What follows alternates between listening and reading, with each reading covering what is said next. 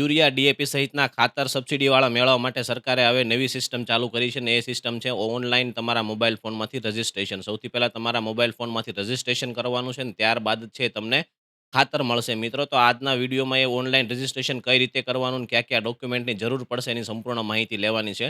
તો નમસ્કાર મિત્રો, હું છું પ્રોફેસર ડોક્ટર ભાર્ગવ અને શરૂઆત કરીએ આજના વિડીયોની મિત્રો. તો સૌથી પહેલાં રજિસ્ટ્રેશન માટે તમારે શું વસ્તુ તૈયાર રાખવી પડશે મિત્રો? તો તમારું આધાર કાર્ડ જોશે. તો તમારી પાસે ફાર્મર આઈડી હોય તો ફાર્મર આઈડી કાઢી આધાર કાર્ડ સાથે જોડાયેલ મોબાઈલ નંબર જોશે, ઓટીપી આવશે 712 8 અને ખાતા નંબર સાથે પાકની માહિતી. એટલી વસ્તુ તમારી પાસે હશે તો તમે રજિસ્ટ્રેશન છે બહુ સરળતાથી ઘર બેઠા છે કરી શકો છો. હવે આ નવી સિસ્ટમ છે એ સરકાર લાવી રહી છે. ખાતરની અંદર જે છે પુરવઠો પૂરતા પ્રમાણમાં ન હોય એને લીધે લાંબી લાઈનો થતી હતી, એને ટાળવા માટે સરકારે આ નવું ગતકડું કર્યું હોય એવું મારા મતે મને લાગે છે અને આ ખેડૂતો માટે પૈડા ઉપર પાટું જ છે એવું મને લાગે છે. પણ સિસ્ટમ છે એટલે આપણે સમજી લઈએ. અને તમને પણ શું લાગે છે કોમેન્ટની અંદર જરૂરથી જણાવજો મિત્રો. તો શરૂઆત કરી દઈએ વિડીયોની. તો સૌથી પહેલાં તમારે તમારા મોબાઈલ ફોનની અંદરથી fertiliser for framework for fertiliser sale નામની એપ્લિકેશન છે અને ઇન્સ્ટોલ કરવાની છે. પ્લે સ્ટોરની અંદર જવાનું છે. આ નામ સર્ચ કરશો એટલે તમારી પાસે આવો એક સિમ્બોલ આવી જશે ને એ તમારે ઇન્સ્ટોલ કરી દેવાની છે. હવે એપ્લિકેશનમાંથી જ આ રજિસ્ટ્રેશન થવાનું છે, ડાયરેક્ટ ઓનલાઈન ગૂગલમાંથી થવાનું નથી. અને સૌથી પહેલાં તમે એની અંદર લોગિન કરશો એટલે સૌથી પહેલાં તમને ભાષા પૂછશે. એ ભાષાનો જે સ્ટેપ આવે એની અંદર તમારે ગુજરાતી, ઇંગ્લિશ, હિન્દી તમને જે સમજાતું હોય એ લેંગ્વેજ તમારે સિલેક્ટ કરવાની છે. ને ત્યારબાદ છે એ સૌથી પહેલો ઓપ્શન અહીંયા આવશે કે રાજ્ય સિલેક્ટ કરો, સ્ટેટ સિલેક્ટ કરો. એટલે એમાં આપણે ગુજરાત હોય તો આપણે ગુજરાત કરવાનું છે. અને ત્યાર પછી 2 ઓપ્શન તમને મળશે, આધાર કાર્ડ અને ફાર્મર આઈડી. જો તમારી પાસે ફાર્મર આઈડી હોય તો ખૂબ વધારે સરળ છે મિત્રો. તો ફાર્મર આઈડી નાખી દેજો. આપણે ફાર્મર આઈડી કઈ રીતે બનાવવું એનો પણ આપણે એક વિડીયો બનાવ્યો છે. ઘર બેઠા તમે મફતમાં અને 5 મિનિટમાં જ મોબાઈલ ફોનમાંથી બનાવી શકો છો. આની પછી આ વિડીયો પૂરો થાય એટલે સ્ક્રીન ઉપર એ વિડીયો આવશે. જો હોય તો પણ તમે જોઈ લેજો. અથવા આ તમારી પાસે હાલ ફાર્મર આઈડી નથી તો તમારું જે આધાર કાર્ડ છે, એ આધાર કાર્ડ નંબર તમારે અહીંયા નાખવાનો છે. અને ઓટીપી મેળવો એવું કરશો એટલે તમારું ઓટીપી આવશે ત્યાં અને ઓટીપી નાખશો એટલે તમારું જે સ્ક્રીન છે એ એકાઉન્ટ બની જશે અને તમારું લોગિન થશે. લોગિન થશે એટલે આ પ્રકારનું જે છે તમને સ્ક્રીન એ તમને દેખાશે.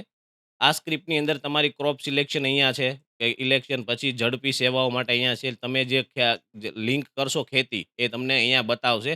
હવે એમાં કઈ રીતે લિંક કરવાનું ને કઈ રીતે આપણી જમીનના રેકોર્ડ એડ કરવાના છે એ આપણે સ્ટેપ બાય સ્ટેપ જોઈએ મિત્રો. હવે સૌથી પહેલાં એપ્લિકેશન ખુલી જાય એટલે મિત્રો અહીંયા જે 5 ઓપ્શન છે ને અહીંયા એક પાંચમો ઓપ્શન હશે માય ફાર્મ કરીને આ ઓપ્શન હશે. તો મારું ખેતર એવો કરીને એક ઓપ્શન હશે. એમાં એની અંદર તમારે જવાનું છે ને જમીનની વિગતો નાખવાની છે. હવે જમીનની વિગતો નાખવા માટે ત્યાં તમારો એક એડ ઓપ્શન હશે કે જમીન ઉમેરો. જમીન ઉમેરોની અંદર જશો એટલે તમારે સૌથી પહેલાં તમારો સર્વે નંબર, ખાતા નંબર, તમારો વિસ્તાર હેક્ટર અને એકરની અંદર છે એ તમારે નાખવાનો છે. એટલે આ માટે તમારી 712 અને જે ખાતા નંબર છે એ જોશે. 712 હશે તમારી પાસે તેની અંદર આ સંપૂર્ણ માહિતી છે એ હશે. એ સીધી માહિતી અહીંયા નાખી દેવાની છે. એટલે તમે જેટલી જમીનો અલગ 712 હોય એટલી તમારે અહીંયા નાખતી જવાની છે. એટલે એનો સર્વે નંબર છે, એરિયા છે, હેક્ટર, આરે, ચોરસમાં જે છે એ તમામ વસ્તુ છે અહીંયા ઓટોમેટિક આવતી જશે. એટલે ઓટોમેટિક એટલે તમે જે એડ કરો છો એ તમામ વસ્તુ છે એ અહીંયા આવતી જશે મિત્રો. હવે જેવું તમારે તમારા જમીનનો રેકોર્ડ નખાઈ જાય એટલે ક્રોપ સિલેક્શન એટલે પાકની પસંદગી કરીને ઓપ્શન આવશે. એની અંદર તમારે ઘઉં વાવ્યા છે, મગફળી છે કે કપાસ છે. અત્યારે તો ઘઉં ન હોય એટલે જે પણ પાક હોય પણ ભૂતકાળમાં જ્યારે શિયાળામાં ઘઉં હશે ત્યારે એ પણ તમારે આમાં નાખવાના થશે. એટલે એ પ્રમાણે જે પણ પાક તમારા હોય એ પાક તમારે સિલેક્ટ કરી દેવાના છે અને સિસ્ટમ મુજબ છે એ તમને જીએફઆર રેકમેન્ડેડ કરશે. પણ છતાં પણ આપણે જે જોતું હોય એ પણ આપણે માંગી શકીએ છીએ. એટલે તમે જમીન નાખી, જમીન પછી તમે કયો પાક વાવ્યો છે એ પાક નાખશો.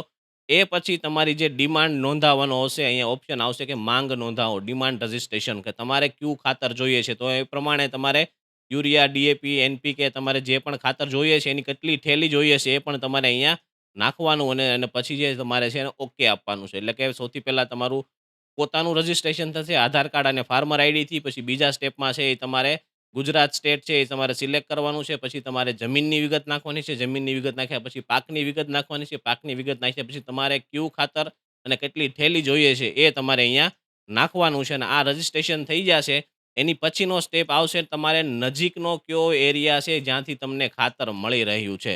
એ નજીકનો એરિયા સિલેક્ટ કરવા માટે તમારે ત્યાં જિલ્લો અને તાલુકો ને બધું સિલેક્ટ કરવાનું આવશે. સિલેક્ટ કરશો એટલે નજીકનું જે સેન્ટર હશે જ્યાંથી આ ખાતરનું વિતરણ થાય છે સરકાર માન્ય સબસિડીવાળા ખાતરનું, એ સહકારી મંડળી, પીએસસીએસ જે પણ ખાનગી વિક્રેતા હોય એનું તમારે ત્યાં નામ એડ કરવાનું છે. જે નામ એડ કરશો ત્યાં જ તમને ખાતર મળશે એ પણ તમે ધ્યાન રાખજો. આ છેલ્લું સ્ટેપ છે. અહીંયા તમારું ખાતર મળી જાય તમે સિલેક્ટ કરી લો એટલે સૌથી પહેલાં તમારા મોબાઈલ ફોનની અંદર આ ટાઈપનો એક છે ક્યુઆર કોડ છે જનરેટ થશે અને આ ક્યુઆર કોડનું તમારે સ્કેન કરવા માટે થશે. આનો સ્ક્રીનશોટ લઈ લેવાનો અને સાથે તમને એક ટોકન નંબર તમારા મોબાઈલ ફોનમાં મેસેજથી પણ આવી જશે અને સાથે બુકિંગ નંબર છે એ મેસેજની અંદર રેફરન્સ નંબર આવશે.